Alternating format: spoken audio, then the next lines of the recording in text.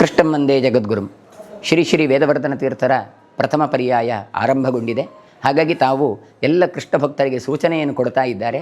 ಕೃಷ್ಣ ಭಕ್ತರು ಕೃಷ್ಣದೇವರ ದರ್ಶನಕ್ಕೆ ಬರುವಾಗ ತಾವು ಬರ್ಮುಡಡ್ಡಿ ಇತ್ಯಾದಿಗಳನ್ನು ಧಾರಣೆ ಮಾಡಬಾರದು, ಮತ್ತು ಶರ್ಟ್ಗಳನ್ನೆಲ್ಲ ಧಾರಣೆ ಮಾಡಬಾರ್ದು. ಸ್ತ್ರೀಯರು ಕೂಡ ಹಾಫ್ ಸ್ಕರ್ಟ್, ಬರ್ಮುಡ ಇತ್ಯಾದಿಗಳನ್ನು ಧಾರಣೆ ಮಾಡಬಾರ್ದು. ಹೀಗೆ ಬರಬೇಕಾದರೆ ಭಗವದ್ ದರ್ಶನಕ್ಕೆ ಬರುವಾಗ ಕೃಷ್ಣ ಭಕ್ತರಾಗಿ ಬರಬೇಕು. ತಾವು ಶಾಲು ಇತ್ಯಾದಿಗಳನ್ನೆಲ್ಲ ಹಾಕಿಕೊಂಡು ಬರಬಹುದು. ಹಾಗಾಗಿ ಪುರುಷರೂ ಕೂಡ ಅಷ್ಟೇ ಅಂಗಿಯನ್ನು ತೆಗೆದು ಶಾಲನ್ನೆಲ್ಲ ಹಾಕಿಕೊಂಡು ತಾವು ಕೃಷ್ಣ ದರ್ಶನಕ್ಕೆ ಬರಬಹುದು ಅಂತ ಸೂಚನೆಯನ್ನು ಕೊಟ್ಟಿದ್ದಾರೆ. ಬೆಳಗ್ಗೆಯಿಂದ ಸಾಯಂಕಾಲದಿಂದ ಬೆಳಗಿನವರೆಗಿದ್ದು ಎಲ್ಲವೂ ಕೃಷ್ಣ ಪೂಜೆಯೇ ಆದದ್ದರಿಂದ ಮಧ್ಯಾಹ್ನವರೆಗೆ ಅಂತ ಏನೊಂದು ನಿಯಮಗಳಿತ್ತು, ಅದನ್ನು ರಾತ್ರಿವರೆಗೂ ಕೂಡ ವಿಸ್ತಾರ ಮಾಡಿದ್ದಾರೆ. ಸಾಯಂಕಾಲವೂ ಕೂಡ ತೊಟ್ಟಿಲು ಪೂಜೆ, ರಾತ್ರಿ ಪೂಜೆ ಇದೆಲ್ಲ ಇರ್ತದೆ. ಒಳಗೂ ಕೂಡ ವೇದಘೋಷ ಇತ್ಯಾದಿಗಳೆಲ್ಲ ಆಗ್ತಾ ಇರ್ತದೆ.